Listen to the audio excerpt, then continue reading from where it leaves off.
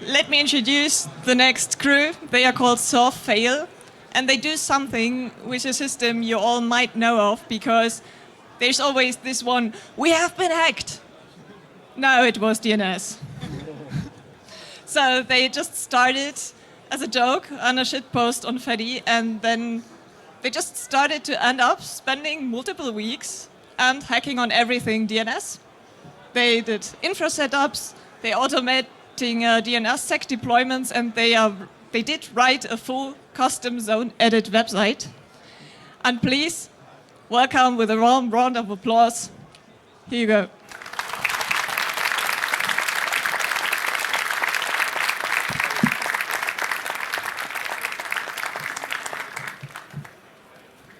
Thank you very much for the introduction. Is it on? Yes. Okay. Thank you very much for the very nice introduction. As already mentioned, we are Team SERVFAIL, like the DNS error code. Yes. And this is our story on how we accidentally made a whole authoritative DNS network, because why not? First of all, who are we? We are famfo, maybe known of DN42 fame, the person I go to if I have network issues, because he knows everything. Then we have me, I just shitpost way too much on the internet, and I somehow ended up here. And then we have sdomi. You may know them from writing a Minecraft server in Bash, or a web server in Bash, or a lot of other stuff in Bash. Maybe working on Bash 2 right now. Nobody knows. Yes. So, what even is DNS? There was a great talk on this stage like 2 days ago, which delved really deeply into that. So we highly recommend watching that as well. But the basis is, it is a system that maps the domains to IP addresses and does a whole lot of other stuff. Historically, we have two types of servers. We have authoritative servers, which contain the actual data that you want to query, and we have recursors which are on the way to the authoritative servers, and they cache the responses. Historically, DNS was, the name resolution was done through the hosts file, and the only thing you did was check if the domain exists in the hosts file. If it does, great, there's an IP. If it doesn't, then you don't get to resolve it. Then internet happened, and DNS got a standard. So you still check the etc hosts file to make sure that the entry doesn't exist in there. If it doesn't, we ask the resolver. Here be dragons, and we're done. And that's all there is to it. So the resolvers. For the record, the item on the left is a laptop. Then let's say that we want to resolve a domain. We connect to a resolver that was assigned usually by the HCP. And that resolver itself either connects further to different resolvers. This is like a whole chain of resolvers, and then finally gets to an authoritative server. And get a response. The hierarchy is a whole different thing. We have the root zone, which contains the data about all TLDs. So to resolve a domain, you need to first go to the root zone. The records for that are usually hard-coded. Then you go to the TLD zones and ask for a specific domain. And lower down, you have name servers for this specific domain that will actually do the resolution stuff. And SERVFAIL lives somewhere around here. We are not intending to replace the root zone. This is a common misconception that I've heard. Quite a bunch of people that I described the project to asked whether we are making a replacement. No, we don't intend to. We just want to better your experience with like actual domains that you own. So, out there are a lot of authoritative DNS providers like Cloudflare, IBM, Hurricane Electric. Your Registrar probably also has a DNS server. Like, the premise is they all kind of suck. I I'm unhappy with them. Many people are unhappy with them, and most of us probably played with the idea of hosting their own name servers. Like, how hard could it be? And I did that. I moved my domain to my own primary name server and my own secondary name servers, which just replicates the primary zone in case it goes down. I can't edit it anymore, but like I have redundancy. And then there's also NS Global Zone, which is a service which just replicates your zone to their service. It's great. I used PowerDNS on my personal setup, which was just like a recommendation from a friend. Try it. I used Bind before, and it worked.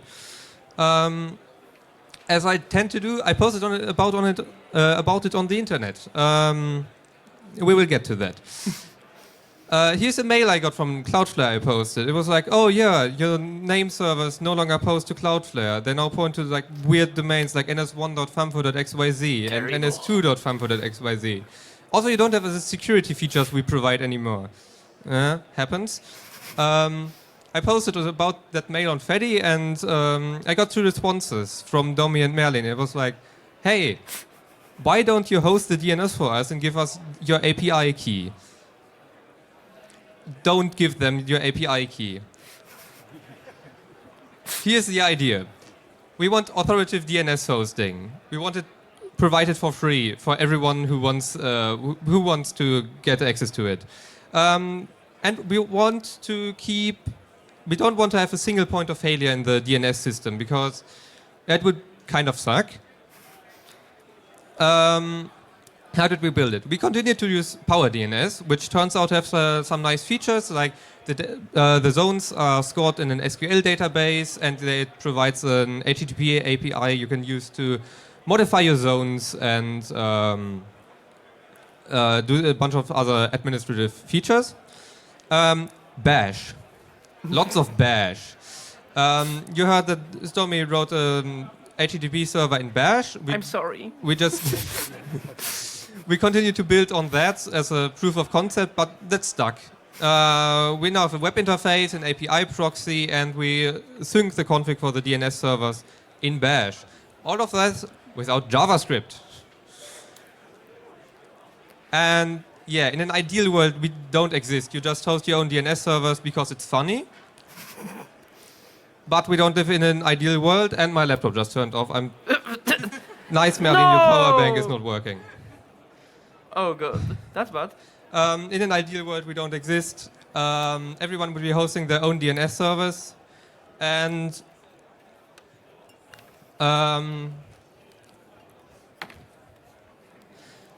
people don't want to have that commitment. So we are here for that. And I'm missing the next slide right now, I'm sorry. Yeah, I need like 30 seconds. I'm sorry. There's still some time. You can just. You have within time, so you can just. Hold on. Just talk a bit. I don't have anything to talk about right now. Okay. Sorry, I'm terrified. Yeah. Okay. Hello. I don't have a microphone, I guess. I got it too. Does it work? Do we have it? No. Oh, Where cool. is it? Meow. Okay. Back up. Can you hear me? Can you hear me? Nevertheless. For once, it was not DNS.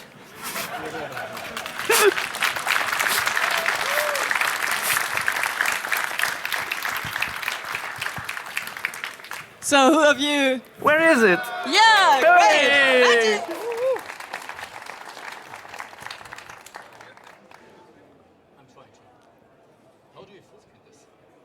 Don't worry about the keyton, it's fine. Okay. That's full screen. That's it. Close enough. Ah, yes.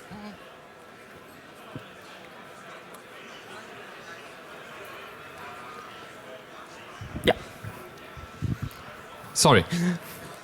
What we're also trying to achieve is we want to document our experiences along the way. So if you maybe end up hosting your own authoritative DNS server in the future, we may have some useful documentation. We hope. Well, our architecture. Yes. As mentioned before, we of course try to eliminate a single point of failure. So we have as few of those as possible. On the left-hand side, we have the web server that is handling your user requests, like changing a zone or updating DNS or whatever you want to do as an end user in the browser. It's also the API proxy that just forwards your automated request to whatever primary name server you chose when you added that zone. In the middle, we have the PowerDNS primary server. It's just a primary, it's not PowerDNS special. It works in every hosting, in every DNS server software. But that's where your zone lives. That's where the DNSSEC keys live. That's where, well, the real authoritative server for your domain is. And that one, as soon as something gets changed there, gets mirrored or notified via DNS AXFR to the secondary servers. One thing to mention is every one of our name servers can be the primary. So we can just swap out the primary and any secondary you choose when signing up for the domain. We do have a potential single point of failure, the web server. If that ever goes down, we hope it doesn't. It hasn't so far.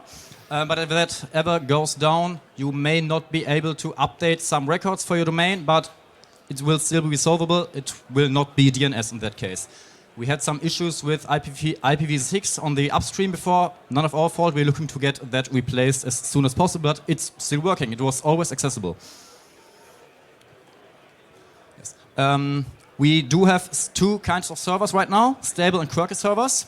Well, the stable ones are the production-ready enterprise systems you probably want to use for your own stuff. They will not go down without anyone noticing you. We are talking to each other in case of updates, or so that no two of those get rebooted at the same time. And they are mission critical. If one of those ever goes down, you can text us or IRC us or whatever. And usually one of us will be awake at any time, and we'll get that sorted out. Another thing about the stable servers, always at least one of us and whoever maintains the server has root access to it. So if the server maintainer can't fix it, we'll try as well. We'll get that sorted out. We do have some quirky servers though. They are just to look what can we do. We had one at Past Chaos event. We have one just in weird architectures. There are talks to get one running in my car. That's still in the works. That's just whatever is available, what CPU architectures, we'll take it, we'll test it, because why not? We're here to learn stuff. Those are the stable servers so far. Some of them hosted by sdomi, some of them by famfo, one of them by me. They are and one by Adrian. Yes, Adrian also. And they are globally distributed. And we have a bunch of... No, not again! I don't know what happened. And we have a bunch of quirky servers as well, all around the world. Russia, because why not? Singapore, because why not? Just because we could. That's the premise behind those. We aim to distribute it as well as possible. Yes. I don't think we have all continents currently, but we want all continents to have at least one server. And this is both to minimize the risk of a point of failure where something gets disconnected and you cannot access a bunch of servers because they were close to each other, but also to minimize the latency.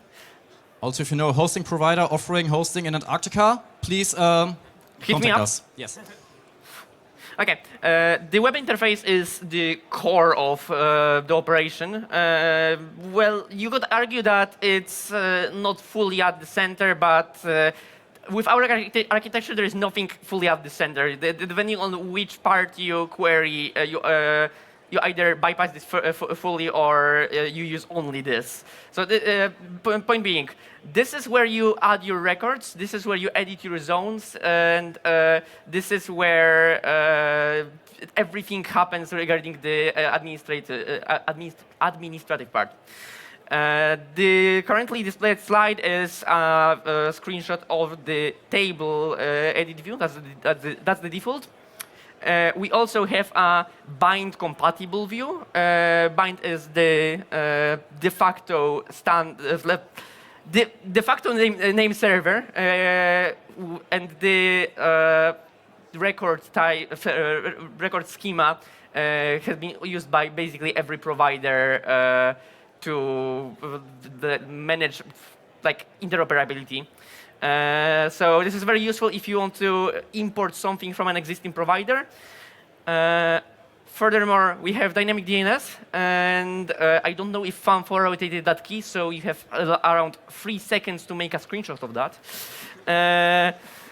Then we can share the zone. This is a very important feature that I've seen missing in a lot of DNS providers, because when you want to work on a project with more than one person, you either have to find a provider that actually allows sharing the data between two people, or you have to share the password to a common account. And sharing a password sucks.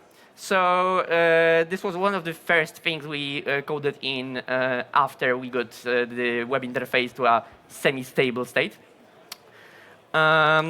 Around the web interface and around our infrastructure, we built a bunch of tools. Multi-dig is a wrapper around dig for querying all of our servers at once. This is really important for debugging propagation issues, which do sometimes happen. It's not very common, but especially when adding new servers, this helps a lot with detecting misconfigurations. Furthermore, we have the Power DNS API proxy. We added tenancy support to it, so you cannot just query someone else's zones.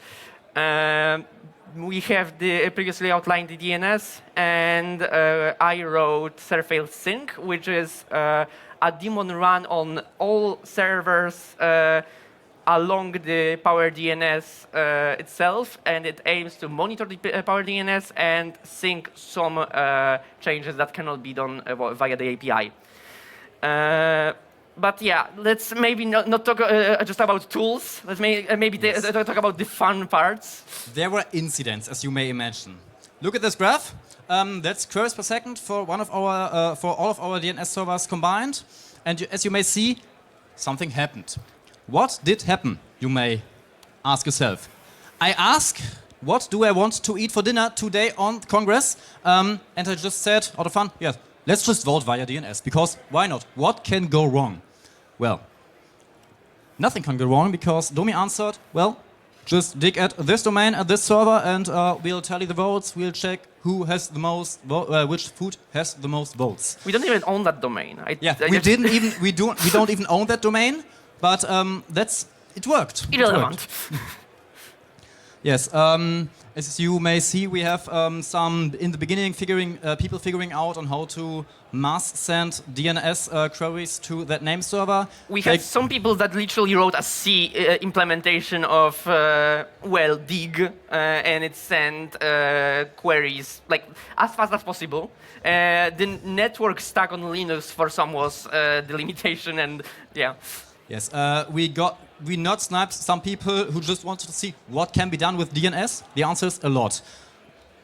That's the actual Power DNS backend graphs. As you can see, almost nothing happened, like it was on Sakamoto, like the orange line on both sides. You can see a bit of an impact, but like it's negligible. Yes, you can. It's just daily usage. Nothing happened on the Power DNS backend. But in total, we could identify 5 individuals via Feddy who admitted to hammering our host. We managed to sustain 50,000 queries per second for a prolonged time, and at peak, 144,000 queries per second. Around 8 to 9 million requests in total, and in 1.5 minutes, 1 million requests. And what does the server do? What were the limiting factors? You see the CPU graph? It's just plain. Power DNS is so well optimized, the CPU barely even noticed the spike. I think it hit literally like 30% of one core. Yes, did nothing. Yeah. Single core usage, but nothing on the server was fine. The network interface was saturated up to, I think, around 300, 400. Peak was like 600 megabits, but it's not really visible on the graph. Grafana displays it weird. Yes. So not even half a gig of sustained DNS traffic, no problem for Power DNS. This is an advertisement. Yes, as on the longer graph, you may see when the incident may have happened, if you can see that line.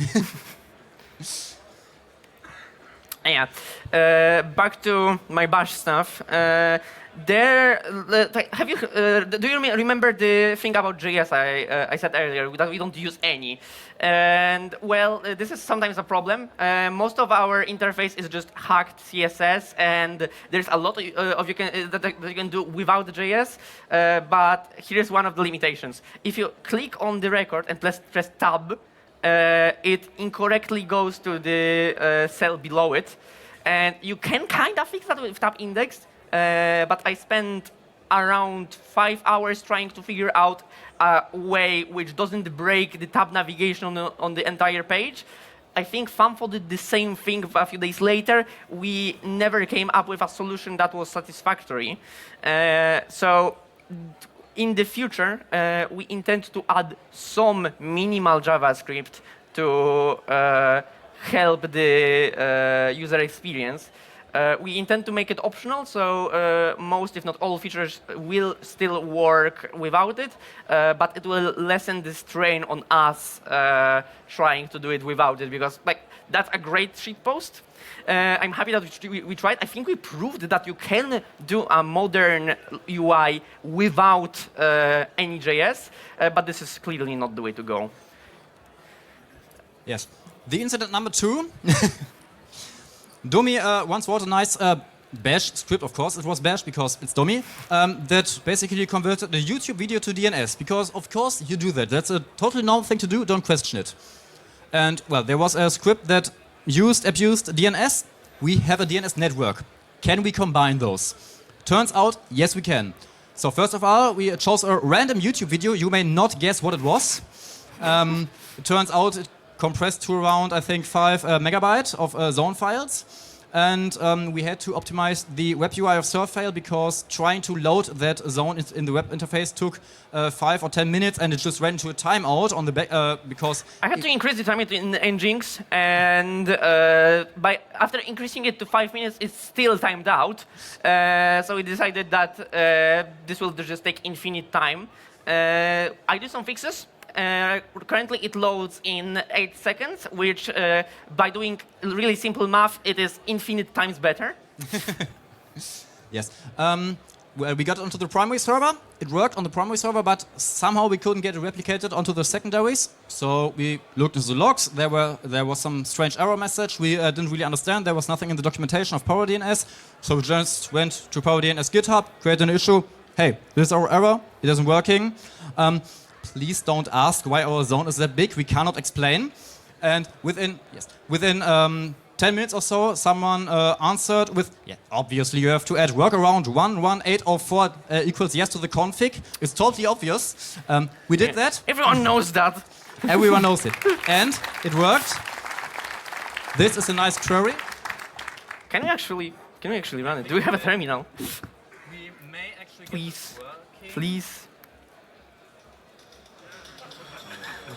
Can you do an F? Hell yeah.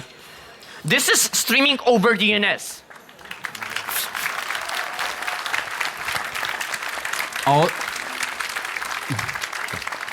For some reason, we have to do this via some other DNS resolver because the one at the Congress is kind of borked. We're trying to figure out why. It works on your home network, I'm pretty sure.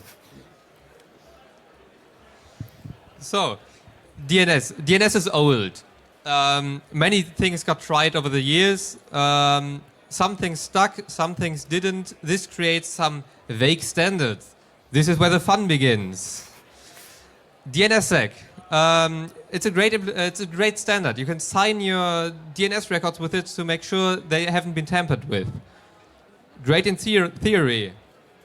Here's where it gets complicated. There are multiple different algorithms and hashing functions to create that key. And registrars don't really like you using a different key to RSA and sometimes. So there are TLD registrars you can only push an RSA DNSSEC key to. And if you want to use post-quantum security or ED25519 or ED449 as DNSSEC signing keys, you can't. Because the registrars don't like that. They should just allow these few numbers in the delegation signer records. It's just 2 numbers they need to allow extra, but they don't. DNSSEC records DNS experts keep insisting that this isn't an issue because Flump? that doesn't come up in practice, because it should just work. It does in theory, but especially Identity Digital refuses to accept ED25519 keys, and Identity Digital owns like half of the GTLDs on the internet. A very important thing about this. No, not again!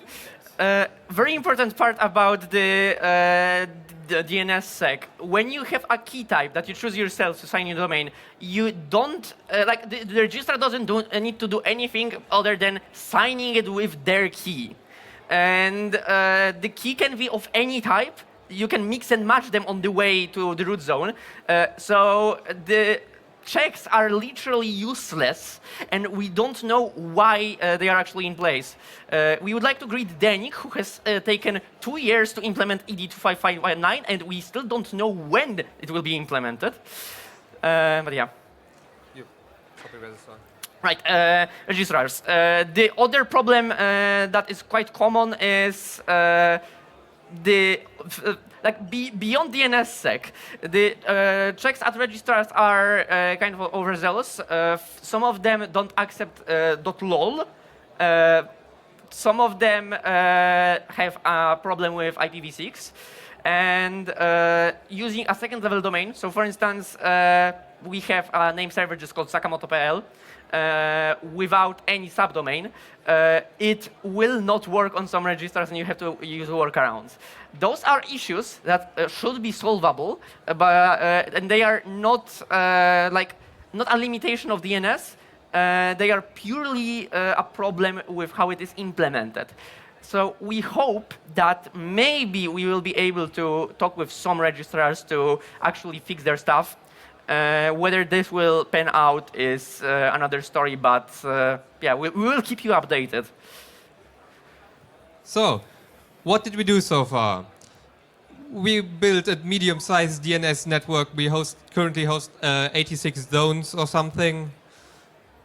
As we mentioned, we have working Power DNS proxy with authentication checks and stuff. It works. Let's hope. Let's hope. Yeah. What did Merlin eat on that day? We don't know yet. Merlin didn't eat anything for dinner yet. And go follow DNS and do not stare. Thank you.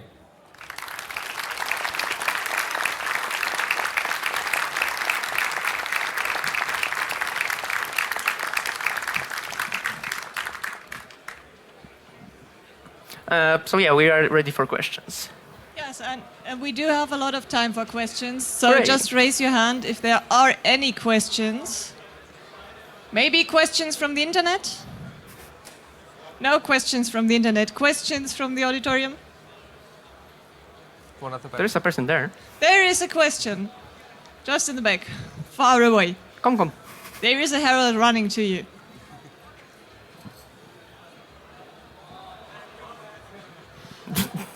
Okay, do you need anything? I would like to know if there's a good implementation of DNSSEC. What do you mean good implementation? On our side, we have a web UI for this that automates virtually everything about the problem. Merlin, can you open the web UI? That will be really funny if it doesn't work. So if you go to, can you increase the size? Oh yes, wonderful. If we go to any domain, wonderful. Please leak all of our records. Oh no, this is shared. Go to your domain. Yeah, and we go to the DNSSEC, and well, you can choose one of the key types, and you can create a key. Then further down the line, you just have to copy the digest of the key to your registrar, and everything else happens automatically, we hope. There are some problems around it. We intend to document most, if not all of them, on our docs. And So far, this works. It is quite fiddly. We had a lot of users who had problems with it, but not problems on our side, problems on the registrar side. Okay, I see. Thank you. Thank you. More questions? Just raise your hand. Don't be shy. There is another question in the in the back, please. And there's another question. You're the next one. Can I get an account? Can you what? Can I get an account? Yeah, sure. Thank Oh you. yeah, about accounts.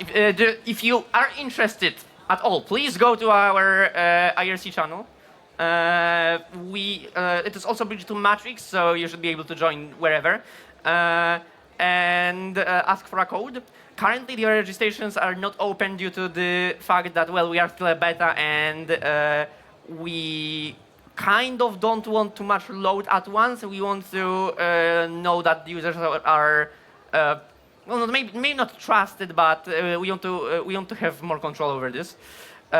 In the future, we intend to add registrations based on, well, you provide a registration reason, and based on that, we either accept or deny it, purely to avoid spam.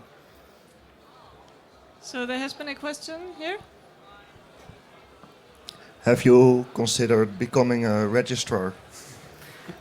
Actually, yes. Do you want to talk about that? Short story, yes, we did. Long story, it's becoming a registrar is a bit annoying because you have to deal with the whole infrastructure of the top-level domains. I think there's been a talk at the May Contain Hackers by Q about that. It's all kinds of pain on the technical side, and it's called all kinds of pain dealing with money, basically. We may get to there at some point. It will be fun. We also thought about making our own ASN for well, multicast, well, for IP shenanigans, basically. But yeah, this is something that will happen in the future. Maybe, hopefully. Let's hope. Thank you. There is another question in the front. Not a very important one, but just out of curiosity, which food had the most aggressive package generation script? I don't think I can say the name on a family-friendly presentation. Okay. It devolved a bit. Yeah, there were many swear words that you could technically eat. I will not mention what those were. It's exactly what you're gonna expect or imagine. It's exactly that. Correct. We cannot say it out loud. And unfortunately, Merlin refused to eat that. I will not eat anything that I can't pronounce. Anything at all. That's very unhealthy. Please don't do it. But raise your hand if there are questions. There's a question in the back, I guess. I'm sorry the other Herald has to run long distances today. Why don't you use a built-in DNS stuff of Power DNS? Once again? Why don't you use the built-in DNSSEC stuff of Power DNS? We do use DNSSEC stuff from Power DNS. We just built a wrapper around it. Because to effectively manage your zone, like we cannot give you just shell access to our server and tell you, yeah, you run those two commands, this will be fine. So we have to do it over the API, and it's a bit more complicated. But this is Power DNS. We are not doing any shenanigans here. We just built a wrapper around it. Like the whole SERVFAIL web is just a thin layer of authentication and interface over the Power DNS API and a few other things. So there are still 10 minutes left, and there is another question left. There's two of you. Maybe there's a question. Okay. Ah, there are two questions. Okay. Has it caused any problems yet that your name collides with an error code, or was that? Actually, yes. Yes, nothing special. We wanted to add monitoring. From the beginning, we used Grafana. I tried to use Munon, whatever you may call it, MUNYN monitoring, which is just a wrap interface around RD tool.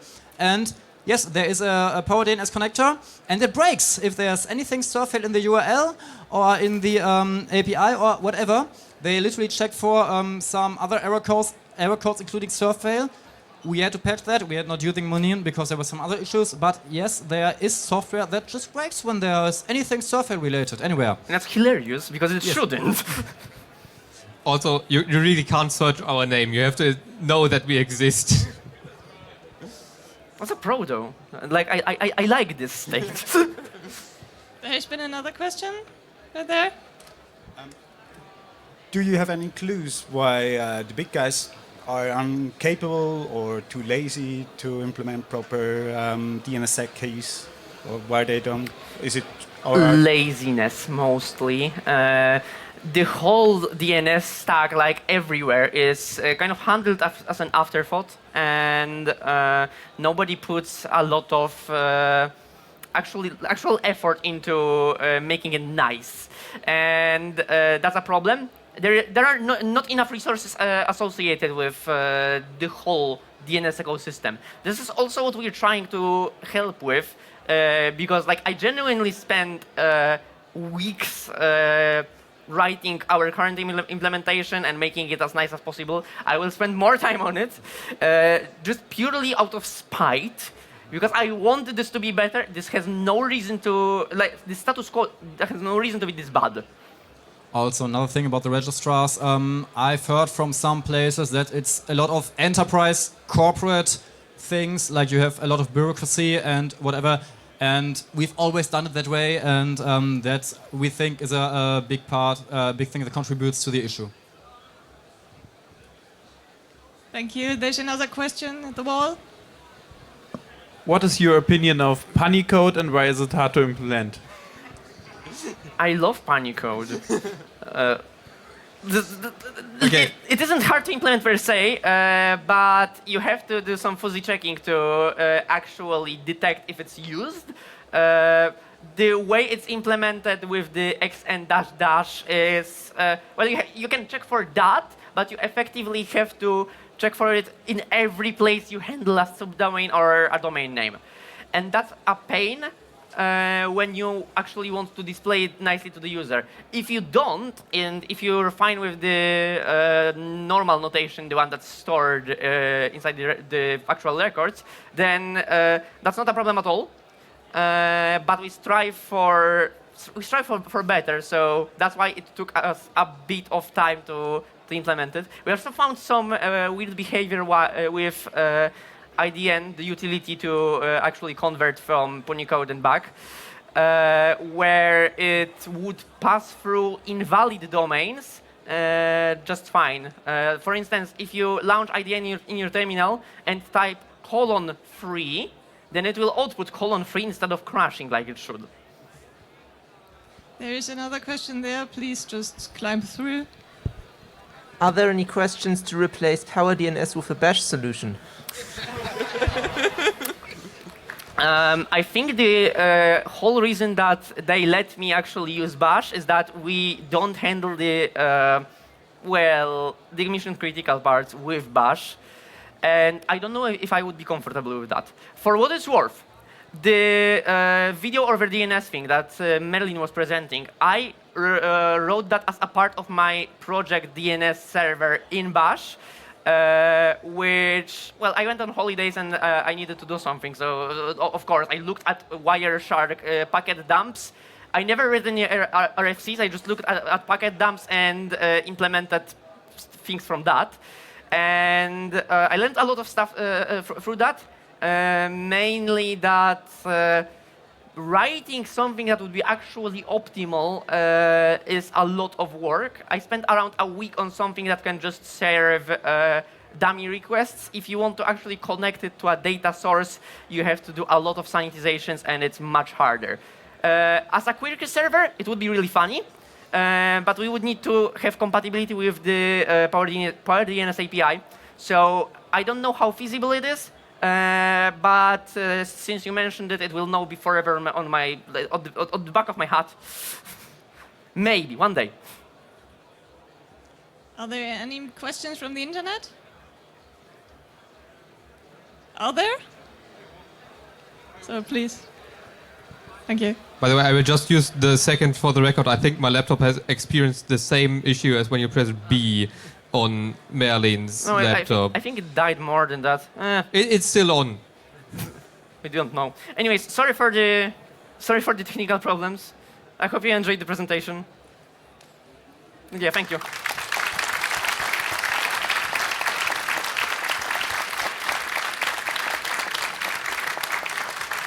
Please don't leave already. We still have some questions and we still have some time. Are there any more funny ideas how to abuse the DNS protocol? Can you please repeat the question? Yeah, You were couldn't hear very, very quiet. Are there any more funny ideas how to abuse the DNS protocol? Well, have you heard of iodine? That's a TCP, IP over DNS thing, which can be used to get internet on networks where you only have DNS working. This is really common on hotspots. Actually, in Germany, it's usually the filtering is usually implemented properly, but a few months ago, I was in the UK and I didn't have any mobile data. I was abusing iodine on every open network I could find, and the success rate was like 90%. With most networks, I could push like 60 megabits over DNS technically through my server in Warsaw. Also, as we learned from the YouTube to DNS converter project, you can store a lot of data in DNS. We yesterday or the day before that, from the DNS talk, we learned that there are people who store their backups in DNS. We may have to introduce some usage limits, a few gigabytes per user only, but you can store anything and everything in DNS somehow. Please don't. My friend is going to be mad at me when I fill up our server. So still 3 minutes left. It's your chance to ask questions. Okay, I don't see any questions. If you have a question, just wave. There is one at the wall, just around the corner. So essentially you just built a... Meow.